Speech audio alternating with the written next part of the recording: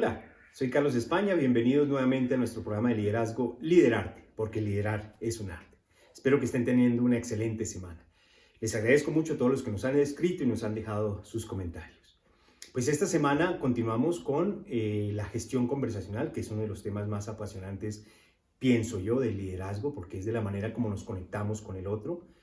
Y adicionalmente que este no es un tema solamente para temas profesionales, para trabajo de equipo. Eso también es para tu desarrollo personal, para tu conexión con tu familia, con tus amigos. Entonces, la gestión conversacional sí que es un tema que tenemos que desarrollar todos en nuestro ambiente y en nuestro entorno. Entonces, aparte de los conceptos básicos que vimos la semana pasada en el programa anterior, hoy vamos a trabajar un tema también apasionante que es la palabra, lo vital que es cuando nosotros hablamos, cuando nos comunicamos con el otro, porque el lenguaje no es inocente, es por el contrario vital y poderoso. Entonces tenemos que cuidar mucho las palabras que utilizamos cuando nos comunicamos o cuando conversamos con otros. Las palabras no se las lleva el viento. Ese paradigma o esa frase que utilizábamos de que no, las palabras se las lleva el viento, ¿no? O sea, son importantes los hechos, pero las palabras, ¿por qué no se las lleva el viento? Porque las palabras quedan incorporadas en nuestras emociones, en el cerebro límbico, de alguna manera, si queremos relacionarlo con eso que vimos anteriormente del cerebro. Entonces, esas palabras van a quedar incorporadas ahí y nos van a dejar mucha información y por lo tanto tengo que también tener cuidado de qué palabras utilizo cuando converso con los demás. Entonces, por eso ese tema es muy apasionante. Para explicarlo, voy a comenzar tal vez con hacer referencia o analizar 3 efectos que se presentan en la persona y que las llevan a actuar dependiendo de las palabras que utilice o lo que se dice a sí mismo o lo que le dice a los demás. Y estoy hablando de 3 efectos. Uno son el efecto Pigmalión, el efecto Galatea y el efecto Halo.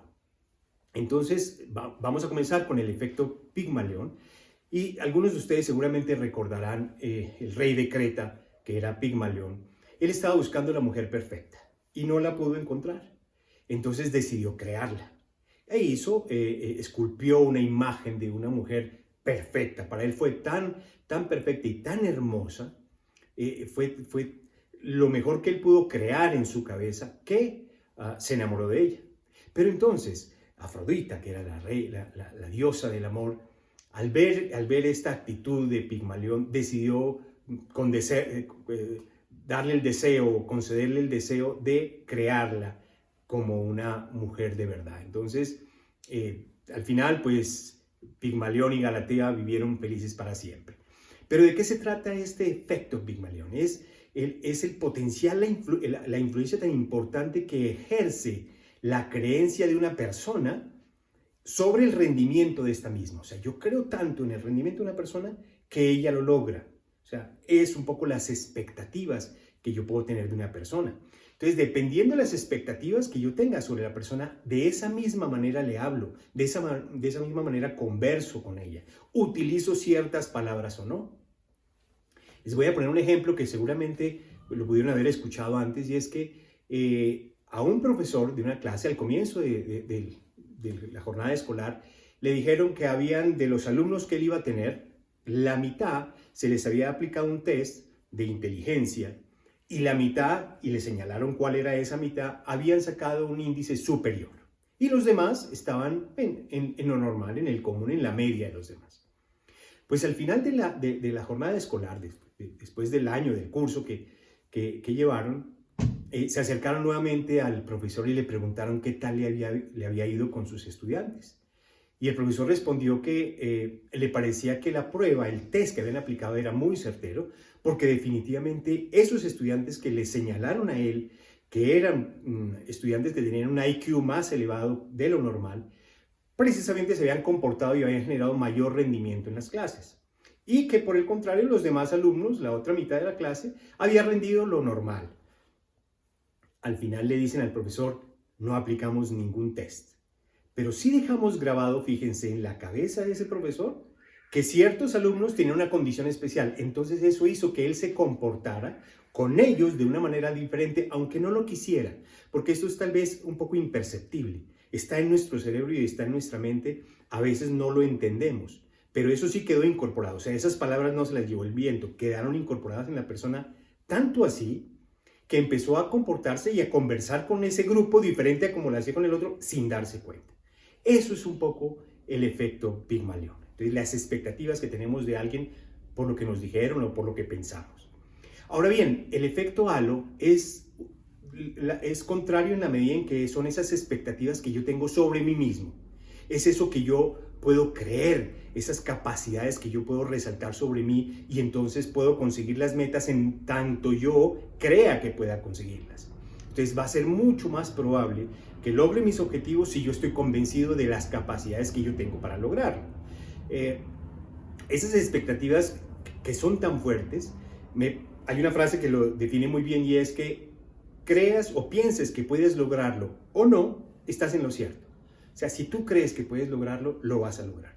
Si tú, por el contrario, piensas y te dices, y tu vocecita interna cuando hablas te dices que no vas a poder lograrlo, que no tienes las condiciones, que tal vez te hace falta algo, pues va a suceder eso, que no lo vas a lograr. Pero si aparte de cualquier cosa, tú incluso te dices y te crees que sí vas a lograr algo, seguramente lo vas a poder lograr. Aquí me acuerdo algo que nos pasaba que también tiene mucho que ver con lo que tú pienses de las cosas. Y entonces les das un significado, les das una característica y esa característica la van a tener y va a generar una influencia sobre ti. Por ejemplo, hace muchos años yo me dedico a un deporte que es andar por trochas en moto, eso se le llama el enduro.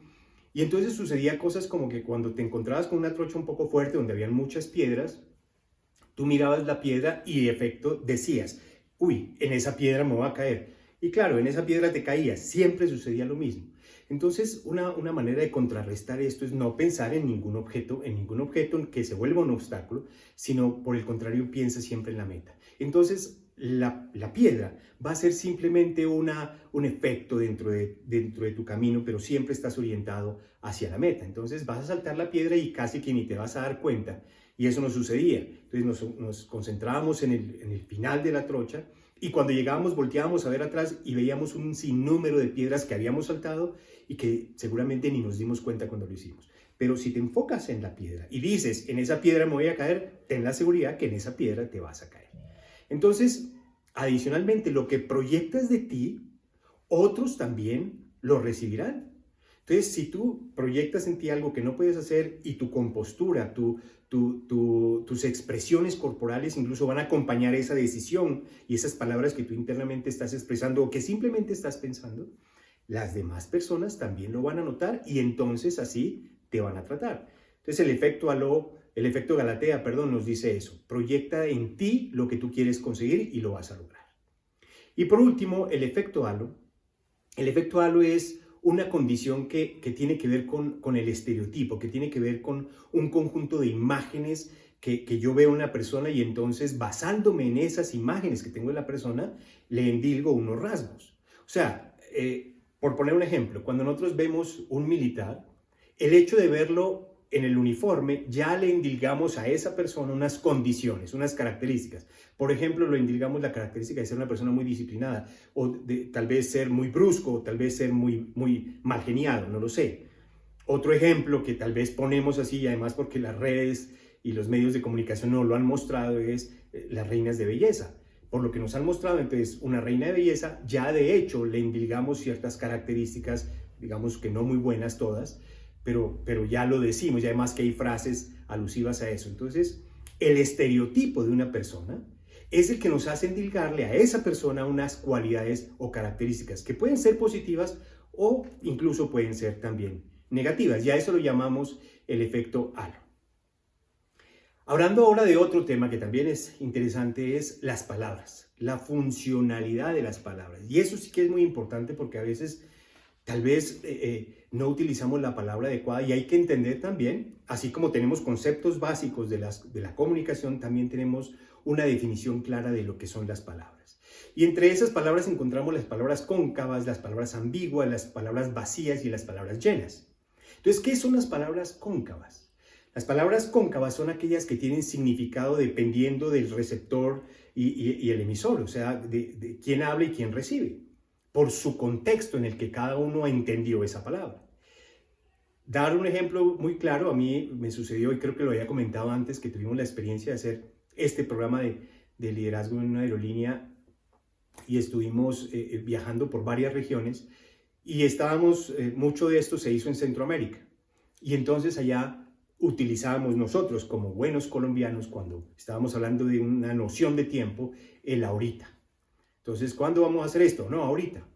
Y tú veías que la gente de El Salvador, de Costa Rica, de Honduras, se quedaban como a la expectativa, como esperando la respuesta, el resultado de manera inmediata. Y de hecho me generaba extrañeza y decía, pero ya les dije que ahorita. Por eso ahorita significa ahorita, ya, de ipso facto. Eso nos pasa, por ejemplo, entonces es una palabra cóncava, porque para mí tiene un significado de espacio. El ahorita para mí puede ser más tarde, a veces puede incluso no ser nunca, pero en Centroamérica y en otros países de Sudamérica incluso, el ahorita significa ya. O sea, es un término de inmediatez. Para el colombiano el ahorita significa, somos más laxos con ese tiempo. Entonces ese, por ejemplo, puede ser el ejemplo adecuado para una palabra cóncava. Ahora, las palabras ambiguas son palabras que tienen definitivamente sí un doble significado. La palabra cóncava en el ahorita y el ahora puede ser un significado diferente, pero ambos por lo menos están en un contexto de tiempo, ¿correcto? Cambio en la palabra ambigua, sí, los contextos son muy diferentes. O sea, una palabra que para mí signifique algo, o porque tiene un doble significado, pero dependiendo del contexto en el que la diga, podrá tener otro significado. Y aquí es un ejemplo muy sencillo y divertido, y es, por ejemplo, cuando un líder, el gerente está haciendo evaluación de resultados con sus coequiperos, y resulta que los resultados de Pedro no son muy buenos. Entonces llama a la secretaria y le dice a la secretaria, secretaria, tenemos que liquidar a Pedro. Y bueno, suceden así las cosas, y al día siguiente, cuando el gerente está leyendo su periódico, entra a los obituarios y se da cuenta que Pedro ha muerto. Entonces llama inmediatamente a la secretaria extrañado y le dice, secretaria, mira, se ha muerto Pedro. Y la secretaria lo mira con extrañeza y le dice, claro, no me dijo que lo liquidara. Entonces, por ejemplo, esa es otra idea para entender muy claramente lo que puede ser una palabra ambigua.